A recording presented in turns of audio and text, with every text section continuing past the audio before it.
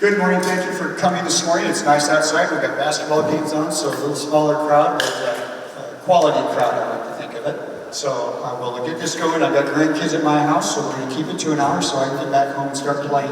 So I'll introduce guests today. We got Jason, Craig, and Steve, and I'll let them go into details about them. I think most of them probably know them anyway, but appreciate you coming, and we'll keep our comments respectful while still questioning. If you have information you'd like to share, feel free to do that. So I'll turn it over to these three to introduce themselves.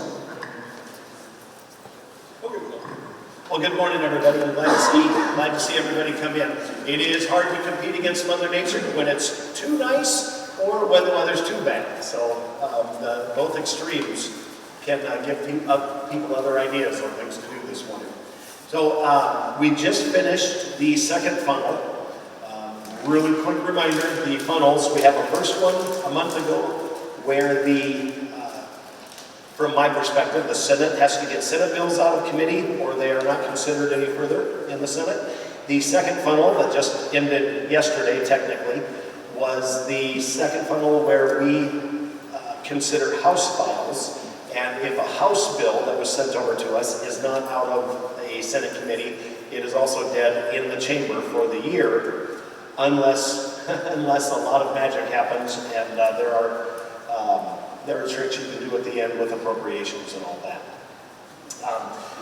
I'd like to get to questions, so I'll just go shortly. The issues we still have. I was scolded last month, and I want to comply that I didn't mention eminent domain is still a live issue and one of the biggest ones we have on the plate. So I want to recognize that early in opening statements. There is a mass communication from Wellmark out to people that we are taxing HMOs and raising insurance premiums. If that's of anyone's interest, I would love to bash on Wellmark for a little while, and I'm happy to do that if somebody brings it up. Property tax is probably going to come more to the forefront as now we've passed second funnel. Property tax is a Ways and Means issue. So tax issues along with spending issues are alive all throughout the session. So typically tax and spending issues wait until after the second funnel so that focus can be placed on considering bills of our own and of the House that they send over. So those are just some issues I'm happy to visit about or whatever you would like. And with that, I'll pass it on. All right, thank you, Jason. So good morning, everyone. Good to see everyone. It's supposed to be 90 degrees today in March. That's just crazy. So we'll try to make it quick to get everybody out of here. But as the senator said, it is the end of the funnel. We had a number of bills that made it through, some that made it through that probably shouldn't make it through, but that's the way things go. We can talk a little bit more about this HMO tax situation, and I've got some details on that. It was quite an interesting debate in the House Thursday, and some things that get said on the floor, you just shake your head, oh my goodness, I can't believe you said that out loud. But you did, and so there we are. Property tax reform, we just got a new copy of the House Study Bill 596. There's still the governor's bill, the Senate's bill, the House bill, those things are coming together. But a couple things I'll just point out that this property tax reform that just came through the House side deleted the retired citizens or over 60-year-old freeze on property taxes. It's something we've talked about here before that although I would be a beneficiary of that, I think it's a bad idea. It sets a bad precedent. This bill takes that out, but it still gives some really good things for people, like a 10% up to $25,000 residential property tax exemption. So if you have a $250,000 house, you're going to maximize that or lower. So you can get it to $25,000 off of your property tax. It's not $25,000 off the property tax, it's $25,000 exemption off of the value of that, and the rest of that would be taxable. So that's really good. It's the first time I looked at the property tax reform and there's some good stuff in here. This is all right. Now, the devil's in the details, and we'll figure some of that out here as we go. Another thing that people keep hearing is that the state's in a death spiral. I don't know how you get $7 billion in your bank account and being a death spiral, that's kind of ridiculous, but we can talk more about that as well. I think it's probably it for now here, and look forward to your questions and trying to answer to the best of our ability. Thank you. It's great to be here on this beautiful day. I'm dressed incorrectly. I was thinking a couple weeks ago, so I came out in a sweatshirt. I probably should be in a t-shirt, or polo. But anyway, a couple things I want to touch on. The death spiral thing cracks me up. Democrats keep talking about that we're in a death spiral because we cut everyone's taxes. We did it using the taxpayer relief fund and using these surpluses so we could draw down on them until revenue started going back up. And as the Democrats continue to talk about the fact that they believe we're in a death spiral, they continue to, on every single thing we pass, they want to spend more money. And they vote against it because we didn't spend enough money. Every single thing we pass, they vote against it because we didn't spend enough, while they continue to stand there and say we're in a budget death spiral. It's one of the most ridiculous things I've ever seen, and it's a shame that the media doesn't actually cover things like that. They should. So I want to talk about House File 2739. You've all probably got texts and emails that we're raising your health insurance premiums because of what we did. So let me give you the background about what's going on. Currently in Iowa, insurance companies are paying less than 1% in provider tax to the state. For 2026, our tax was 0.925%, which is the lowest tax rate in the entire country. Most states charge a tax between 2 and 4%. So here's the hard decision that we had to make. We didn't want to make it, but Medicaid costs are through the roof. You've heard Jason and I, and I'm sure Craig, talk about this for years, that Medicaid is just the biggest driver of our budget. It's just more and more and more.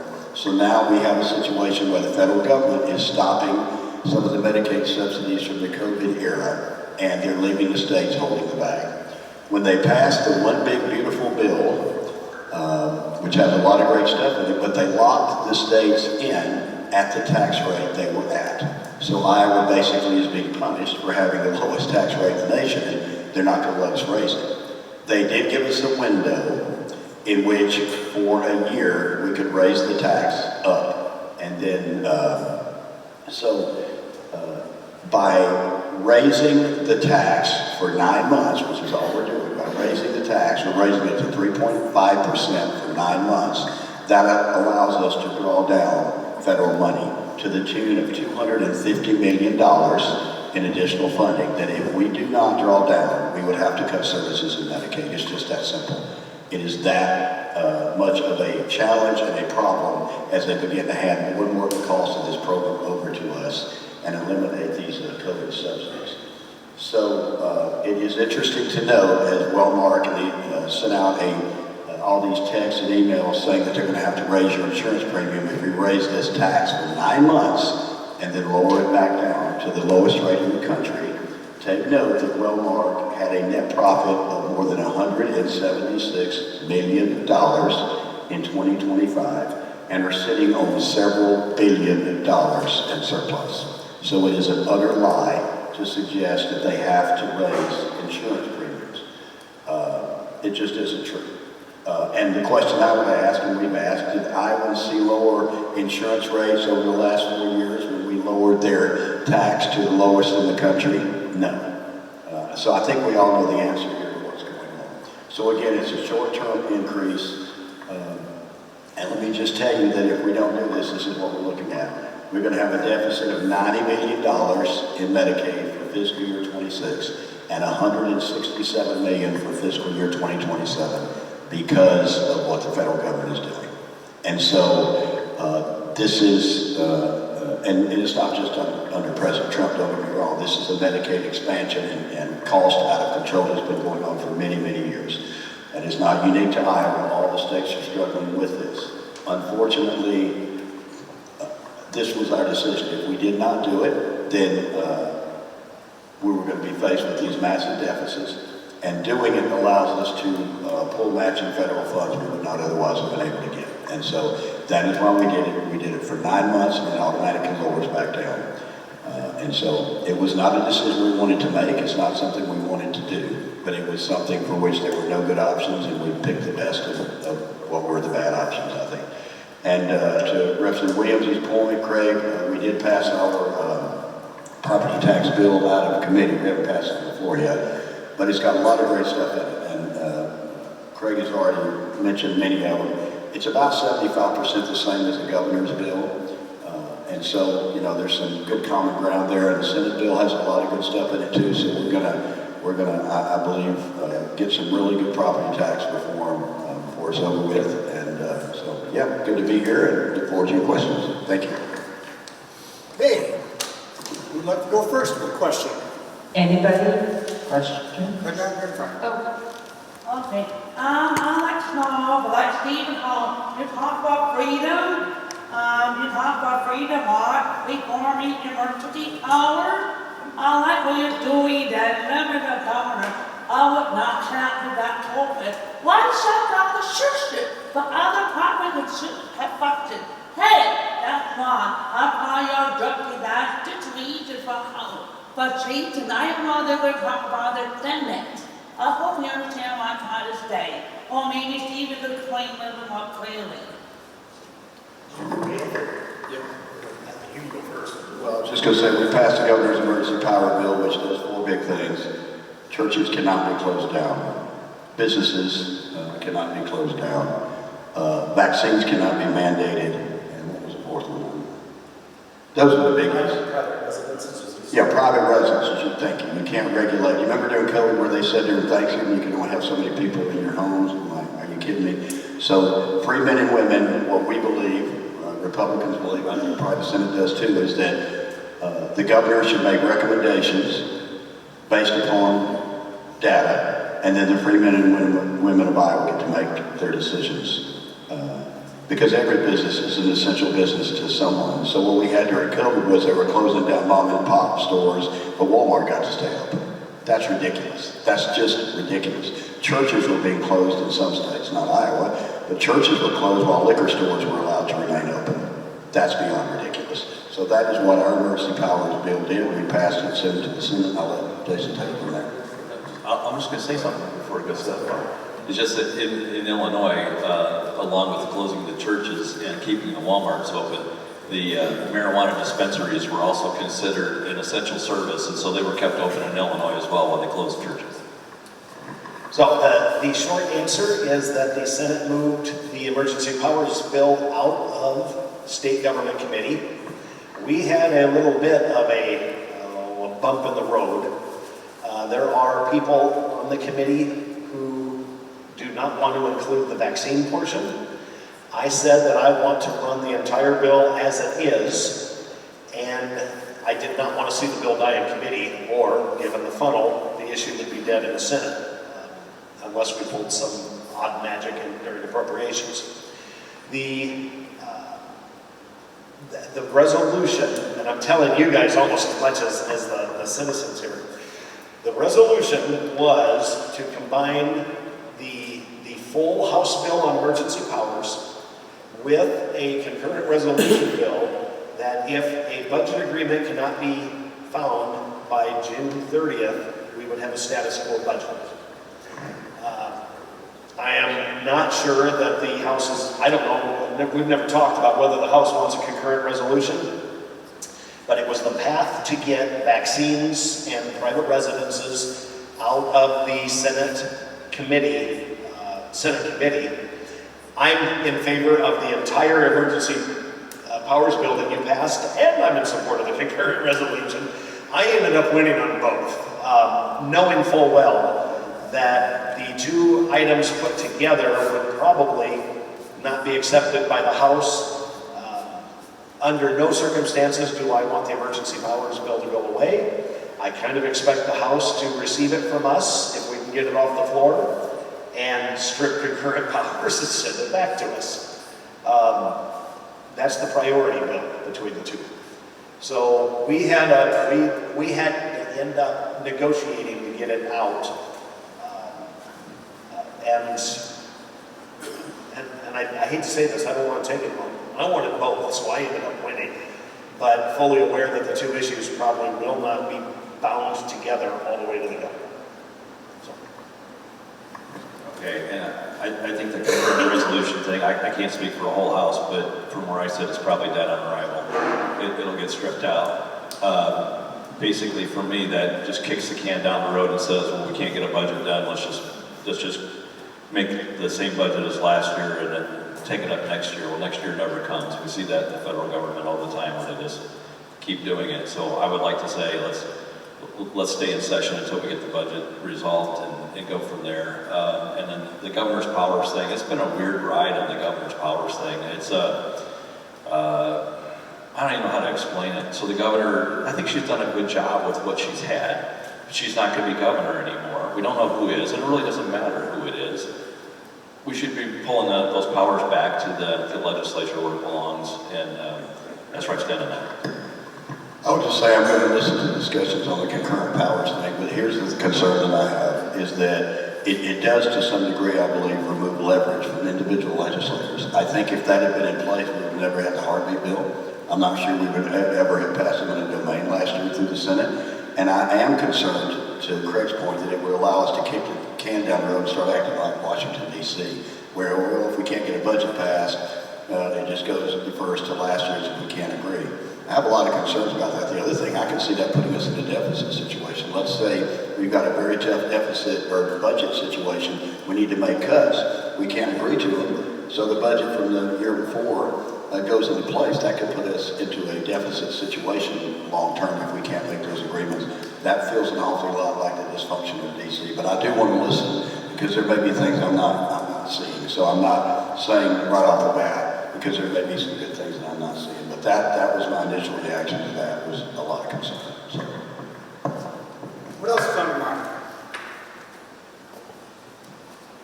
I'm going to ask a three-part question that I think everybody wants to know. So what is the latest? Oops, sorry. So I'm going to ask a three-part question that probably a lot of people are thinking about. So what is the latest solution that we're leaning towards for the property tax relief? Like, I'd like more specifics there.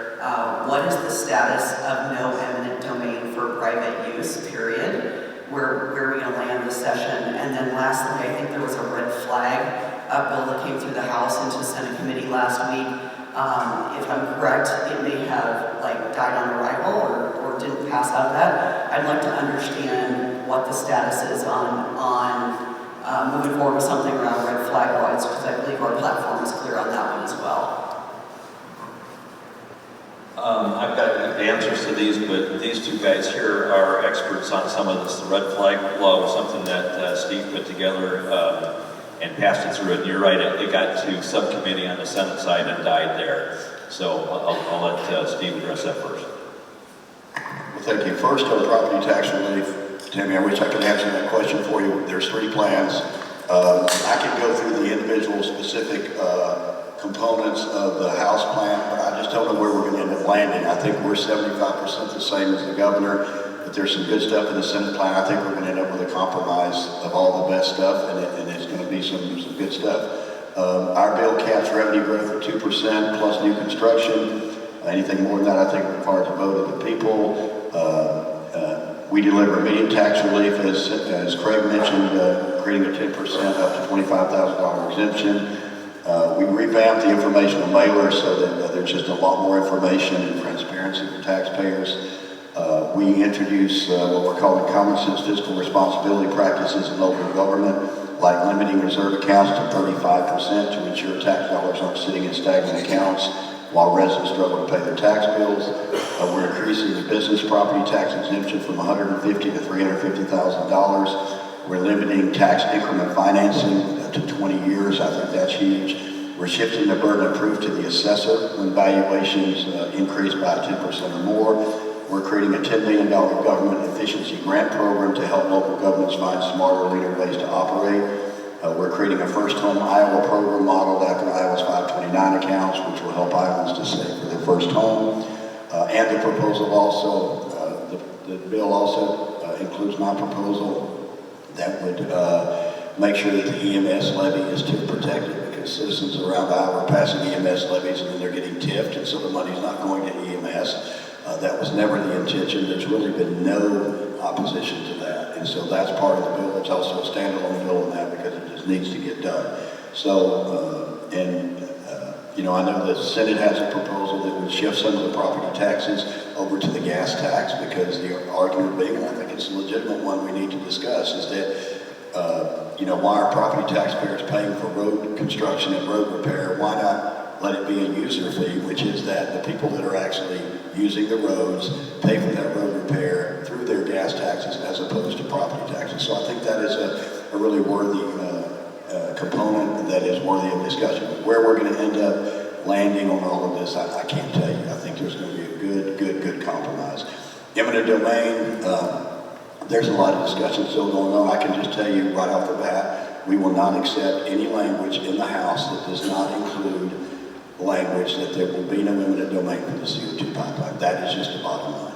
There are some amendments being discussed that would actually accomplish that goal, while also, expanding the corridor and all that. So where that's going to go is in the Senate's hands. I mean, the House is very clear where we're at. We are not going to accept language that does not protect property owners from the use of eminent domain for the CO2 pipeline. That is just a period.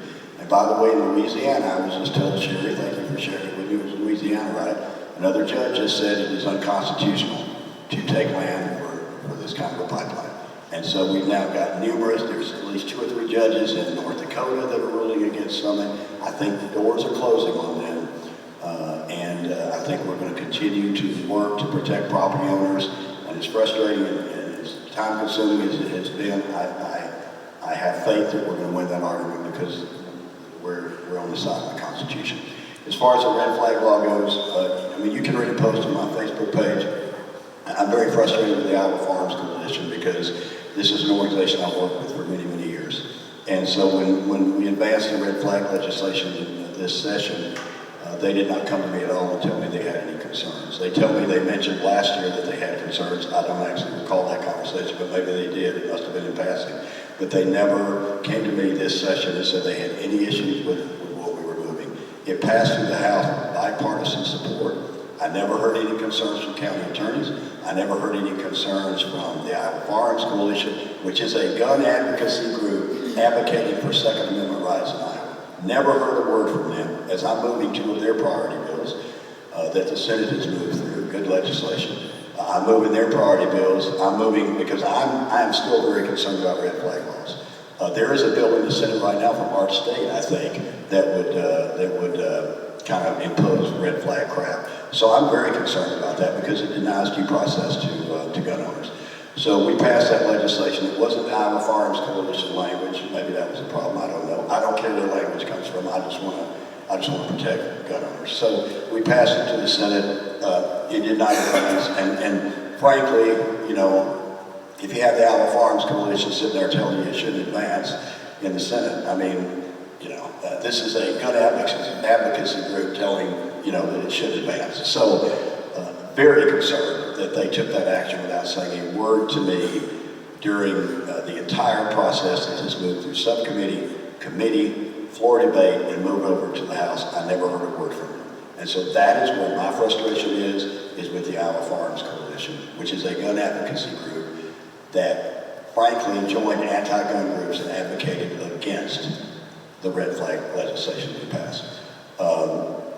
So in my mind, what the Iowa Farms Coalition should have done would have been to come to me during this whole subcommittee, committee process and said, Representative Holt, we have some concerns with this language. This is where we think there's a problem. This is what we think needs to be done. They never did that. Not one time did they ever do that. And so that is where my frustration lies. But I'll let the Senator take it. Property taxes, as I said in the beginning, we are now to Ways and Means season. We have our property tax bill out of committee, ready to go on the floor, which will probably happen, I'm guessing this week, so that we have the rest of the year with it out there and can start working with the House and the Senate. I didn't remember red flags like that. Yeah. Oh, eminent domain. I check in every week, have conversations during the week. When I get a chance to ask our Senate Majority Leader, have you been talking to anybody? The last I've heard is no, we haven't talked about it for a while. So I don't know. I was told, actually, by both majority leaders early in the session that yes, we're having conversations. I don't have any idea what goes on in the private, in the offices, but I check in every week, and Clemish told me this week, no, there hasn't been a discussion for a bit. So that's my update. and then I always reiterate where I'd like to be. The red flag bill is a little bit more of a complicated one, and I'll set down some of my beginning parameters before we get into the bill. Number one, Iowa Gun Owners is a not-for-profit, but for personal gain fundraising scam operation. They create controversy. They make sure that there's conflict, and then they fundraise off the emails and the memberships. It's what they've done in multiple states. They have messed with other states when they had maxed out the number of gun legislation scams. They went to hurricane relief. They've been to multiple other subjects, always with the point of send us money so we can fight for you. And they're just an immoral, evil organization. Iowa Firearms Coalition, on the other hand, is a volunteer organization. Nobody receives any money. Richard Rogers is one of the finest gentlemen I know. He's not perfect. I think he would admit that as a volunteer, he missed or misunderstood this bill, didn't know much about it until it came off the floor and it came over to us. He took a read and had concerns on the way it was written. My judiciary staffer read it for the first time when it came over. He had concerns. And this isn't a pro-gun or anti-gun, but what we believe from our read, and remember, it came over to us the week of second funnel. I assigned it out. I gave it to one of our, Lynn Evans is a retired superintendent, professional, and bold, conservative. We took a look at it, and it looks to us like the worst case scenario is that federal law, which nobody, and this is a situation nobody's called a red flag law before, but federal law says that those adjudicated or convicted of domestic assault will not have the firearms. It looks to us like the bill would forbid local or state law enforcement from enforcing the federal requirement that convicted of domestic abuse, you will have your guns taken away, which would require the FBI to step in, is the way we read it. We, having 1 day to take a look at it, 1 day before committee where the decision has to be made, we said, I made the decision, I'm the committee chair. I made the decision, given the information that I have and the lack of ability to investigate this or possibly work up an amendment that would at least be our view of how we would get this done. I just said I'm not putting it on the committee agenda for tomorrow. And in fact, the timeline was down to the point where at 2:30, I believe might have been 2 p.m. on a Wednesday, we had the subcommittee. And I walked directly from there to finalize the agenda in my office with my clerk so we could put a meeting notice out because we met at 1 o'clock, 23 hours in the future, and I had to have an agenda out according to Senate rules. Given the concerns that we had, I was not sure of the ramifications or the benefits. I wasn't sure of the definitions, and I'm not going to take a chance on them. I think the stakes were too high. We also had one organization that I know is a bunch of evil scam artists in favor, and we had one organization that I have always, and I think the legislature has always looked to for advice on good, well-written firearms policy. I made the decision in the end to just punt and say if we can do it next year if we want to. The Senate has Democrat-sponsored red flag laws that are actual red flag laws by their emergency protection orders, I think is what they call it. It went straight into my drawer. I assigned it to myself as a kill committee and put it in the drawer for the rest of the year. It won't even have a subcommittee hearing, but rules do require that you assign it to a subcommittee within 3 days of receipt, which now comes to mind was one of the Iowa Gun Owners fundraising letters a month ago when I received the bill draft, the filed bill from Senator State. I assigned the kill committee of myself, Mike Busolo, and the Senate ranking Democrat, Matt Blake. He knows this is the procedure. I assigned myself Municipal, Blake assigned himself, knowing it's a kill committee. He understood even if he didn't agree. And within a week, Iowa governors came out with red flag law bill has been filed. It's already been assigned to subcommittee. Contribute to help us fight this. Well, they know just as well as I do, as Matt Blake does. I'm the kill committee. These folks do this. We had enjoyed 4 or 5 years without them here because they moved on to Missouri, Minnesota, some other states, and now apparently they've burned out their. Everybody's calling on to them, and I think they're back to Iowa. Disappointing. First of all, I do have to respond to that. We have a U.S., we have on our Judiciary Committee, Representative Jeff Lawler is a former U.S. attorney, one of the most brilliant legal minds I've ever seen. He did not see any of the things that Senator Schultz just mentioned as a concern. I also have Representative Charlie Thompson on my committee, who is also a brilliant lawyer. He did not see any of these things either. This legislation passed with bipartisan support from Democrats and Republicans in the Iowa House. I do not believe in any way that the concerns that the Senator just mentioned as far as domestic abuse or whatever are valid, because like I said, I had people go over this with a fine-tooth comb. My staff went over it, Representative Jeff Lawler went over it, who was a former U.S. attorney, and you would be amazed how many pieces of legislation we're moving, and he will come to me and say, did you know it does this? Did you know it does that? He is just brilliant. So none of those concerns were there in the expertise in my committee. I would also say that I don't, for me, this is about policy. It isn't about where the language comes from. The Iowa gun owners did videos of me a few years ago that were just absolutely horrible because I wouldn't advance something they wanted me to advance. And they did little videos about my appearance and everything else. So I'm not a fan of Iowa gun owners, but I am a fan of the policy. I am a fan of protecting the Second Amendment. So I just happen to be somebody that doesn't give a damn where the language comes from if I think it's good policy. And so that is why we advanced it. And none of the concerns that Senator Schultz just mentioned were brought up by some pretty brilliant people on my Judiciary Committee. So this is just something where we'll just have to agree to disagree, but we're not done.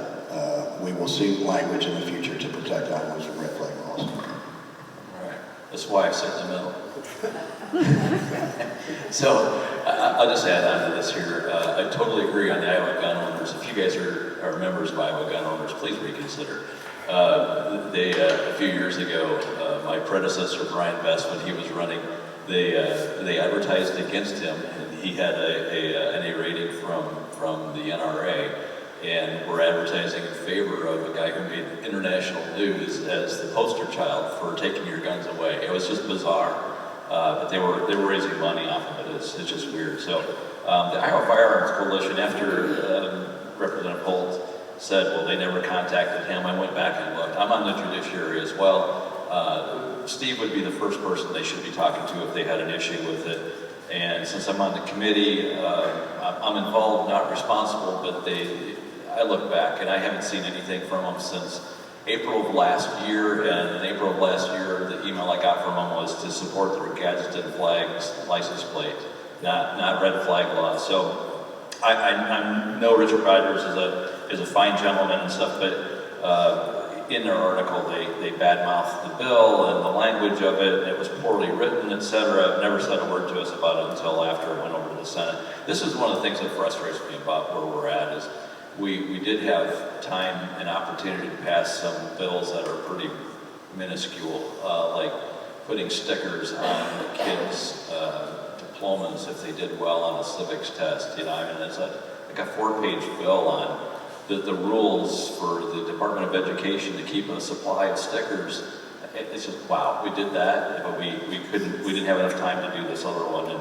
And I don't make those rules, but they are very frustrating to me. So the property tax, your question on property tax, I don't know where we're going to end up at with it. We're 75% of the way with the governor. I think we're further away from the Senate on it. And then people are going to get in a smoke-filled room and try to hash this thing out before the end of the session.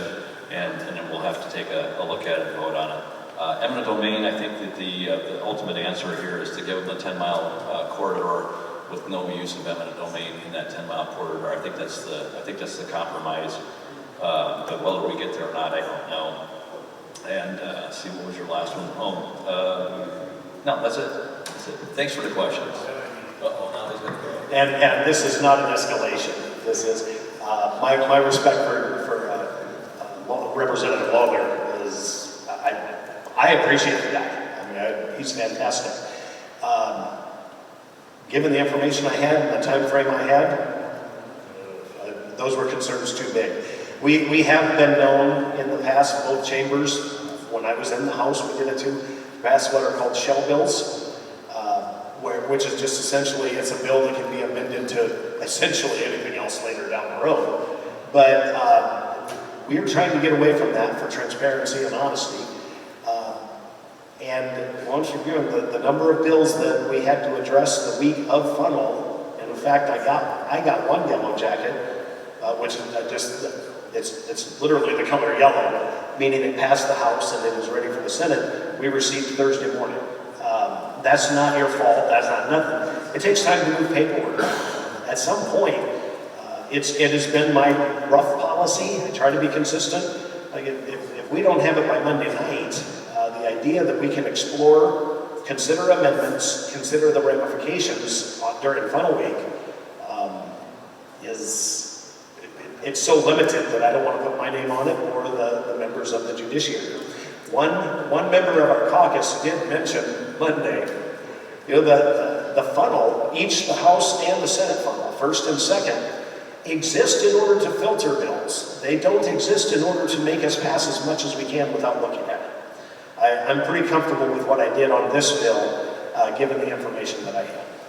But I don't blame the House for passing it. I fully believe they had never heard the concerns, and if we had time, we could have gone back. If we could do a little bit of a topic change, any updates on the ICN bill and the open meetings bills? I'm familiar with it. I'm familiar with it, but no, I don't have any huge update. There has been an effort to sell the ICN to the private sector ever since I got into the legislature, and I think right now I think it's killing the bill, to be quite honest. Everybody is just like, who would even want to buy it? Quest told me 15 years ago that if we ever bought it, it would only be to shut it down, because it's kind of in the way. My prediction is nothing's going to happen on that bill, but I could be wrong. Some people that are involved in it are kind of have a reputation for tenacity, but I don't think it came out of second funnel, did it? I don't know. I don't think it. But now I'm going to look. I'll send a couple texts. Well, just as a comment, that the ICN, you're right, absolutely right. The ICN sale bill's been coming and going. The thing that changed with this one was they wanted to open it up to private business. And it seems to me personally as a rouge, you're either going to sell it or you're going to open it up. And I think the sell it was the selling point of the bill, and they actually just want to open it up. So if that's the case, you should have the opportunity to vote on one or the other, not both. And that's my problem. The open meetings one, I don't know if it made it through.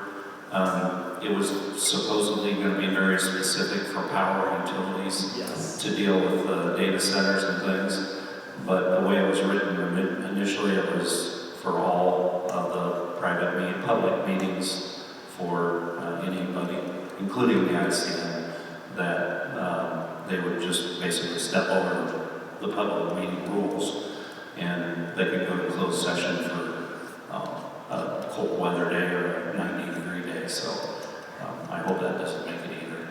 It seems like a lot of opportunity to take public funds and do things behind closed doors. So, okay, thank you. My recollection is it didn't make it any further, but I'll have to look into that and find out for sure, but I don't think it made it any further. The ICN thing didn't. Okay, you know my property rights on this. I'm there every week. So I'm not going to ask because it's been asked. I am also worried about property taxes and the fact that there's 1 month left of the session unless you go afterwards. And yes, the Louisiana Supreme Court said you cannot give away private property to a private company. So that's a huge win. and the North Dakota judge said, you can't put wells in there if they don't want wells. So the whole idea of sequestering CO2 in North Dakota is probably gone. But that's not what they're going to do with it anyway. They're going to use it for EOR, which is enhanced oil recovery. So, I am going to ask the Senate, seems to be dragging their feet when it comes to some of the bills, property rights being one of them. But the House passed an animal torture, animal abuse bill unanimously. Why is the Senate not doing anything with that? And don't give me the big ag thing, because it doesn't have anything to do with big animals. It is dogs, cats, that type of thing. And the animal abuse in this state is ridiculous. And we are the last state. We will be number 50 to finally get some kind of protection for animals that cannot speak for themselves. And yeah, I am one of those people that have way too many cats because I volunteer at the Humane Society in Logan. And the old ones never get taken, so they come to our house.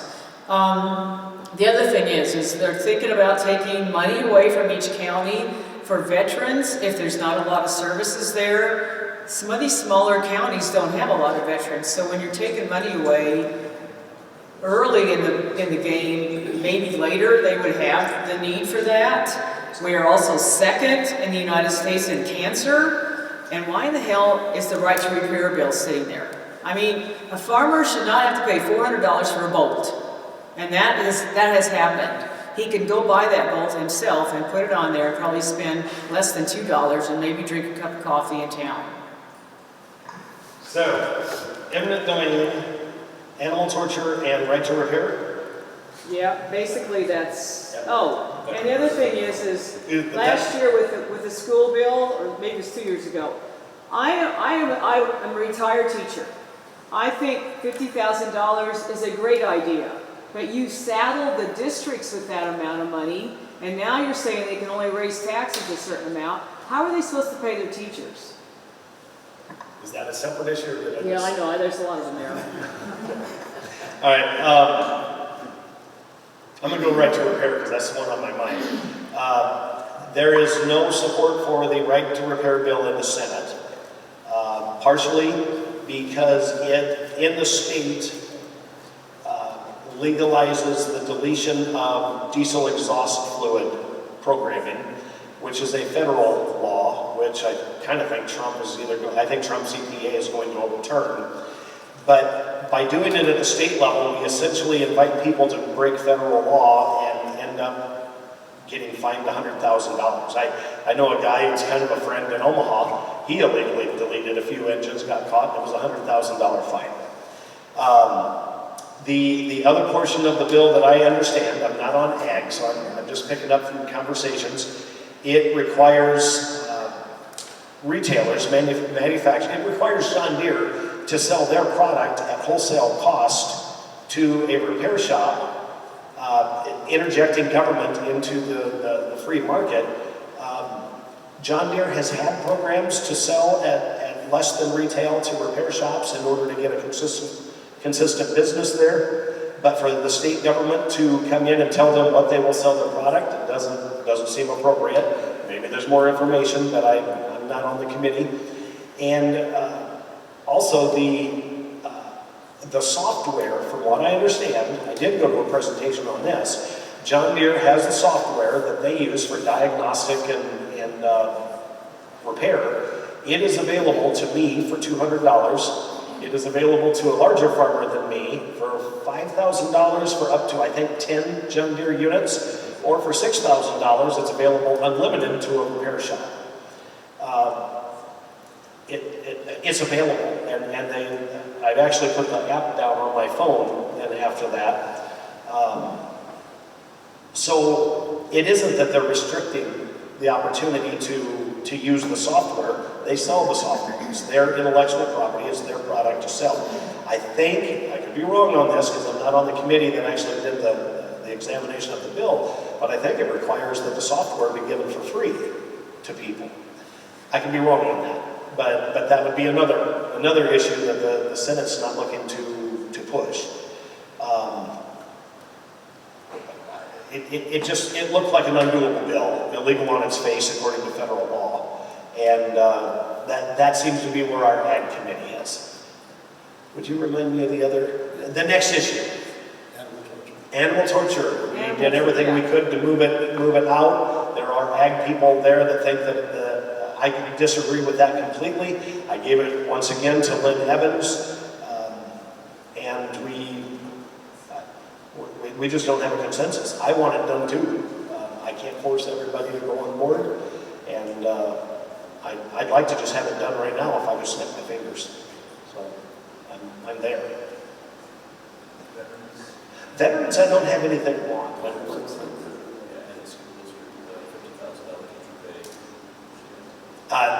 The $50,000, I disagreed with doing that whatsoever. Every single time in my experience that we have, and it's typically a governor does it, Governor Branstad or Governor Reynolds, every single time a teacher pay product comes out of the governor's office, it becomes convoluted, complicated, it doesn't work the way you want it, and it just causes appropriations problems. So that's just my opinion on that. I wish we hadn't done it in the beginning and that we had included it in a state aid or some regular program so that the schools could choose by school board and administrator how to use that money. I think it would have been a better way to do it. Don't get me wrong, because teachers don't get paid enough anyway. But literally, these districts are scrambling, trying to figure out how they're going to pay their teachers when they were told $50,000 is your start. Agreed. Okay, so your question was for the Senate bill. I'll just add in where we're at. We talked about eminent domain already. The animal abuse, it did pass through here. I don't see the correlation with farm animals at all. I've read the bill. It's pretty straightforward and easy to understand. So I don't know where they're coming from with that. The veterans bill, I believe it died in the House, and Senator Holt, or Representative Holt can talk more about that one. The school district issue that you're talking about, you're right, the state did require the teacher pay to go up. The property tax reform bills that I've seen so far do not impact the school districts. It impacts the local government, county government, et cetera, but not school district taxation. So that'll be an issue for next year, I'm sure. But at this point, I don't believe it's covered. The other one that you asked about was the right to repair. And so DEF, the diesel exhaust fluid, if you're not a farmer or don't drive a semi, you probably don't have to deal with this very much, but you'll see the DEF signs on the gas stations. They used to laugh about the DEF. It does run air through and comes out the other side cleaner than the stuff that went in, right? But it's extremely expensive, and they used to say that this was an air cleaner with a tractor attached. That's how they were selling it, and you have to have special tools to be able to work on it. Well, you can't buy those special tools, so you have to bring it in, and if you touch it yourself, you've voided the warranty on it. Well, what happens after the warranty's gone? And I've got a problem with it. What happens if I'm out in the middle of the field? Most often the DEF system is what's causing the tractor to stop or slow down, and it's because some sensor on your tractor malfunctioned in the middle of planting or in the middle of harvesting or whatever you happen to be doing, and it shuts the engine not completely off, but it takes the power down so far that it's inoperable, and you've got about 4 hours to get it to the side of the yard and get it fixed, and inside of the field to get it fixed. And I think they've extended that to 100 hours, so you can continue, but you're continuing at much lower, like 40% of the power, which is useless. So the real question is, should a farmer be able to repair that equipment on his own? You know, back in the good old days, we'd just buy a Chilton repair manual or something of that nature. John Deere published repair manuals, and you can go out and fix it. And this one you're not allowed to do. I have been told that the federal government has requested that states go after this DEF stuff and pass bills like this to make it a bottoms-up push for the federal government to grab a hold of that and say, we're getting rid of this crap, look what the states are saying about it. They're the ones telling us. That's why we passed it in the House and wanted it to go through the Senate. That's all I got there. Yeah, so you're going to notice, I mean, there's no covering it up. There's a lot of disagreement between the Senate and the House this year on a lot of what I think are very important pieces of legislation. Animal torture matters, folks, because to share to your point, not only do we have the weakest animal cruelty laws in the nation, although we did strengthen them a few years ago. legislation, but we don't have any animal torture laws. Why is this so important? Because, folks, there is a direct correlation between people that torture animals and go on to abuse children. It is an absolute fact. It is, I just don't understand. This has nothing to do with agricultural animals, nothing whatsoever. So if you've got one senator over there who somehow sees people trying to put human rights for animals behind every tree and they don't advance the bill. I mean, this is horrible. Animal torture is a horrible thing. It correlates to abuse of children. We passed it, the Senate didn't. Right to repair, same thing. I mean, we sided with farmers. We had so many farmers begging us to do this. We are told, we had the Trump administration say, please pass this. We need that bottoms-up push so we can deal with this. We passed it, and still with farmers.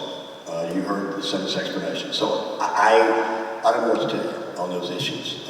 I think we're in the right place. I'm sure apparently the Senate thinks they're in the right place. But we sided with farmers. John Deere opposed it. It didn't move in the Senate.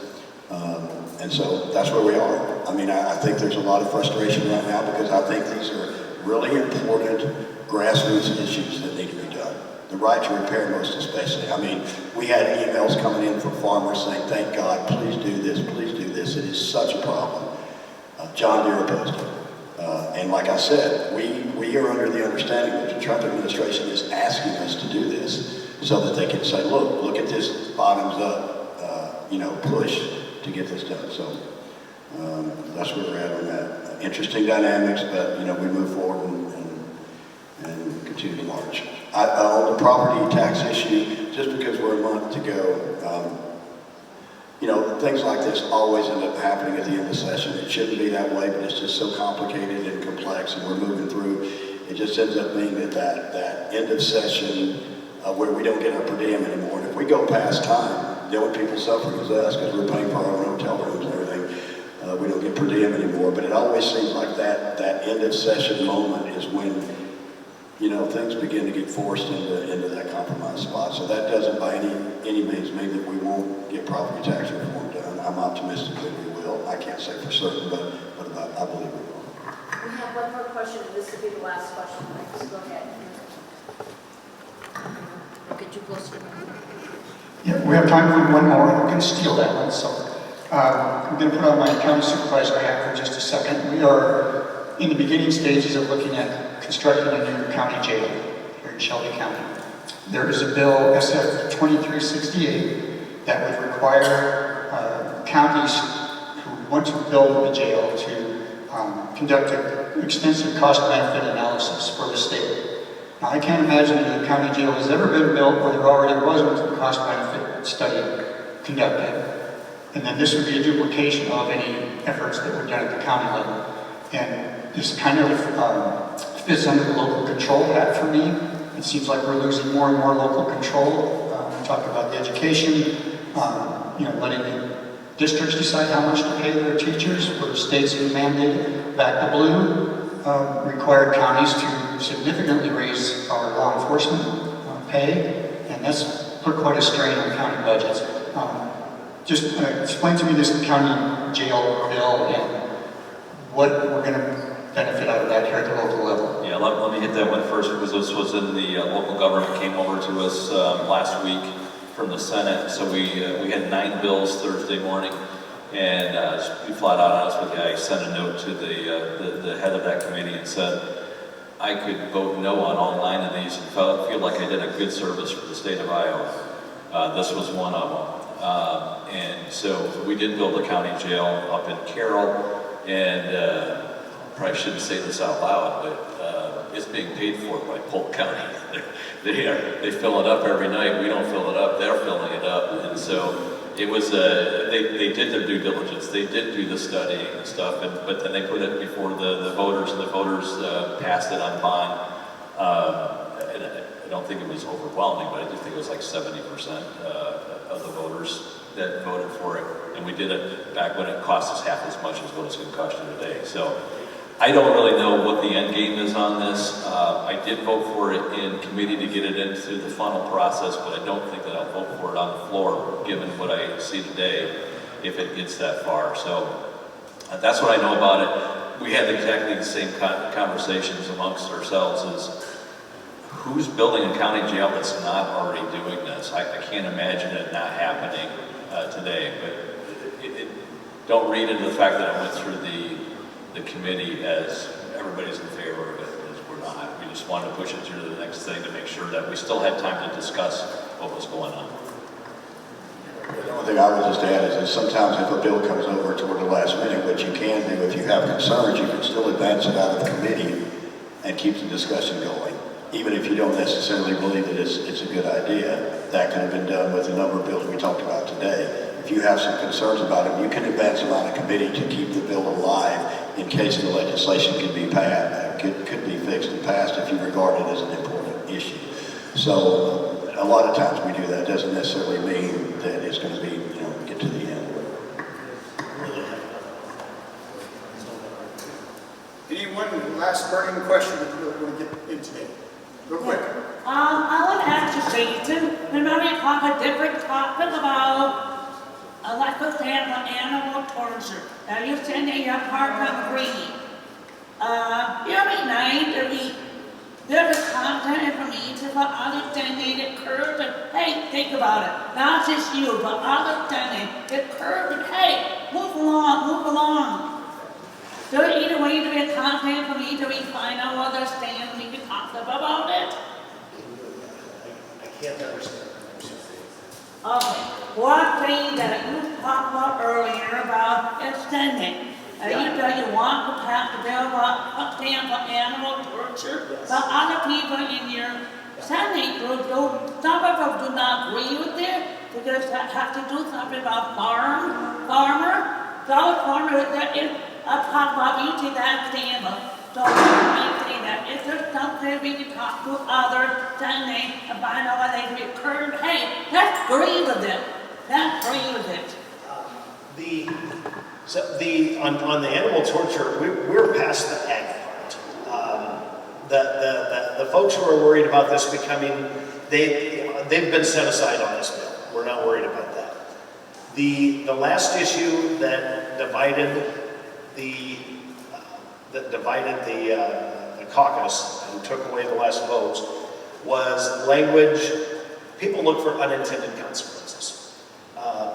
The language looks to us like if your dog gets hit on the road, laying there suffering, if the owner who loves their dog shoots their dog to put them out of misery, which I've done on the farm, they would be committing a felony.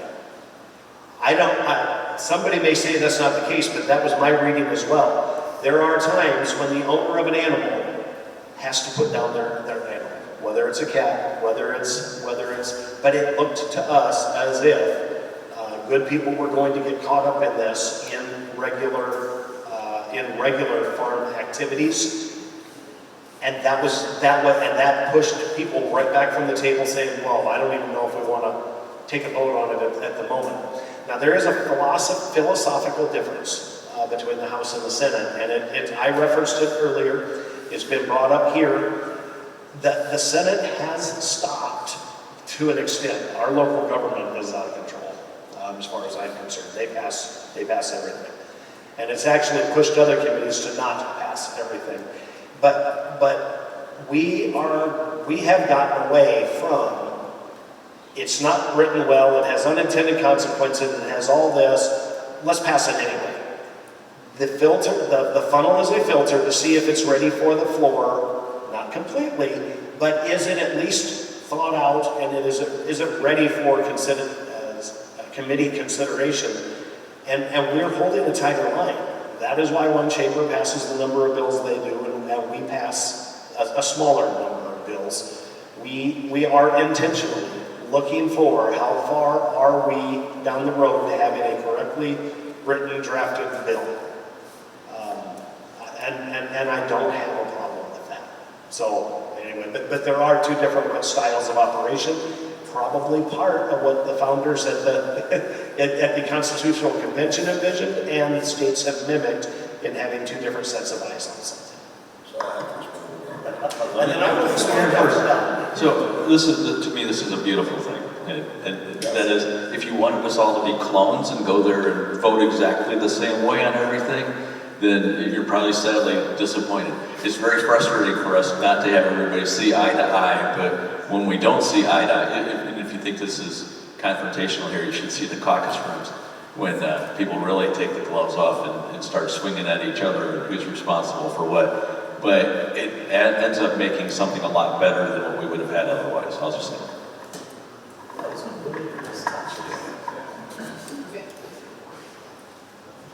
I would simply say that it's well known in Des Moines, what chamber works really, really, really hard, and what chamber passes very few pieces of legislation forward. The Iowa House is a grassroots organization that listens to our citizens, and we pass legislation accordingly. So what Senator Schultz just said was very, very disturbing to me, because anybody that's been to the Capitol, Sherry and others, know who's working their ass off for the people of Iowa and who isn't. Thank you.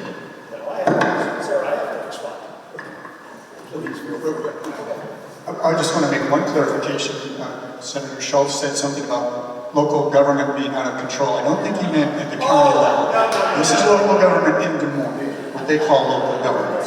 And I'll give him the last word here and we'll wrap up. No, we have a committee that used to pass 3 bills a year, and now they pass 30 in a funnel.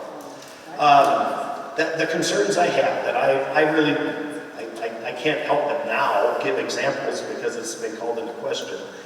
The headline legislation that we received, that we were told we have to keep going, and we did do this so that we didn't end up in an explosion at the end of, had a constitutional flaw on page 1 that was not even in line with what the chamber said they were doing. I am not trying to elevate this, but it's the 3 strikes bill. On page 1, it had a flaw on the very first page.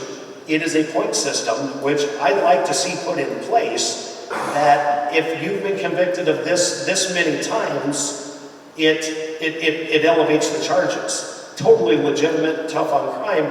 The very first page had an error that we had to correct before we could even bring it out of the committee that counted the number of charges against a person.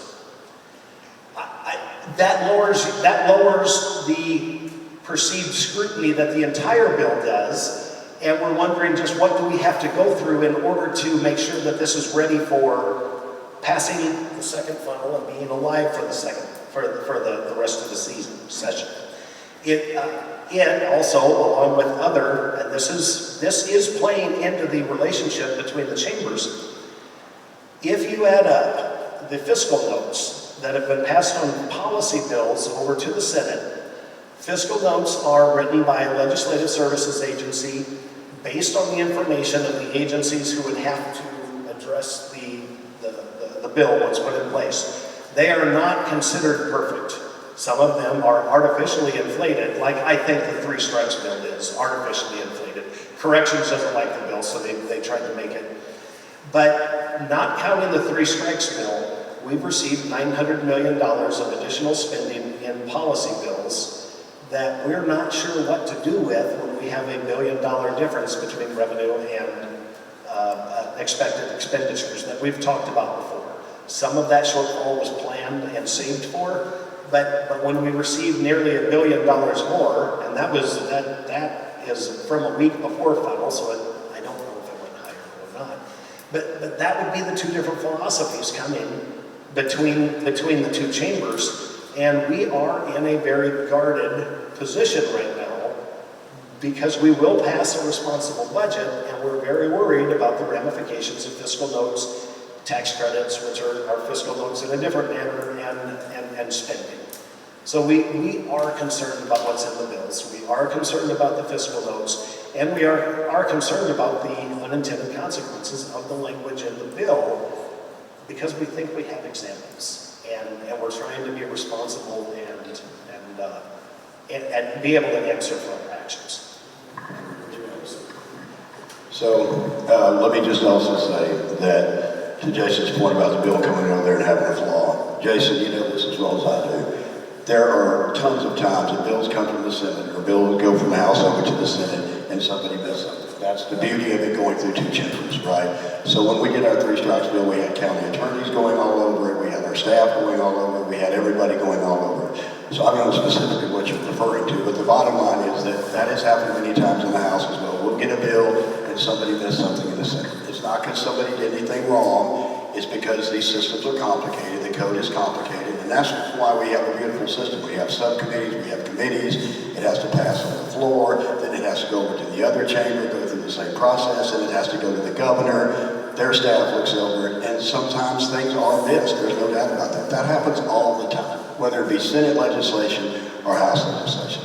The other thing I would say as far as the fiscal goes, the Department of Corrections hired a group called Recidivists to create a ridiculous fiscal note in the three strikes bill because unfortunately our Department of Corrections does not believe in being tough on crime. So they created they partnered with a left of center group called Recidivists, it is in their DNA to oppose tough on crime bills. And they created a ridiculous fiscal note on that legislation. Everybody knows that. Now it's going to cost more money, there's no doubt about that. The question is, in my mind, one of the core functions of government is the protection of our citizens and public safety. And so I think that is money well spent. And I would be glad to cut in other places that's not an essential part of government. To Jason's final point about fiscal notes, here's the thing, the way the system works. To my knowledge, in 12 years, we will pass a lot of policy that has a fiscal note, recognizing that we can't fund all of that, and all of that is not going to go forward. We pass bills out of policy committees, and then they go to Ways and Means, or appropriations, appropriations. And you know, in that process, it kind of weeds out and sort of prioritizes what is most important and what is not. So there's plenty of policy pieces that we pass that end up dying going through that process because simply the money isn't there. It's that simple.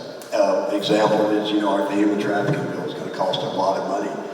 The question is for human trafficking, you know, how much money are we willing to spend to stop human trafficking? Because we have some of the worst in the country in Iowa, according to the data. So we pass a lot of things like that from all the different policy committees, fully recognizing that when they go through the appropriations process in the Senate and in the House, a lot of those things are going to go to the wayside. So that's just how it works. So when the House passes this legislation and sends it to the Senate, that by no means suggests that we believe we can fund all of that in that amount. It means that we then have to prioritize and make the hard decisions as to what should be funded and what should not be funded based upon our principles and what we feel are the most important to fund.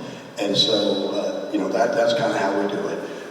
And then that's how that process goes through. So when we pass all this legislation, we don't expect that it's all going to end up becoming law because there's no way. We just can't afford it all. And then through that process and through the caucuses that we have in the House and the Senate, there is that determination made as to what's the most important, and that's how we get things done. So. Grab the last word and we'll close it up. So both gentlemen are right here. So the LSA, good organization that does a decent job sometimes on things. One of the things that the LSA doesn't do is look at the benefits, right? They look at the cost. Here's what it's going to cost to put these people away for this many years. What's the cost to a family for the guy that you left out on the street because you didn't put him away for a long enough period of time? Some guy who's, you know, a child molester, rapist, whatever, and well, we're going to put him back out on the street. I don't have much empathy for that guy, but I do have empathy for the next person that he's going to attack. And what's the cost of our policing? What's the cost of society? The cost of the funerals? And maybe the state doesn't have to pay for that, but that's one of the things the LSA falls short on, is they look at the cost to the state, but they don't look at the benefit to the state. And that's very frustrating. So thank you all for being here today. Yeah, we ran a little long, but that's good. We had a lot of good information. And I want to thank all of you for coming out on a beautiful morning and spending it here with us. And I thank our three legislators for being here and a good, lively debate. That's what government's all about, to debate things and come up with the best solutions we can. So thank you again. Let's give a good round of applause for this.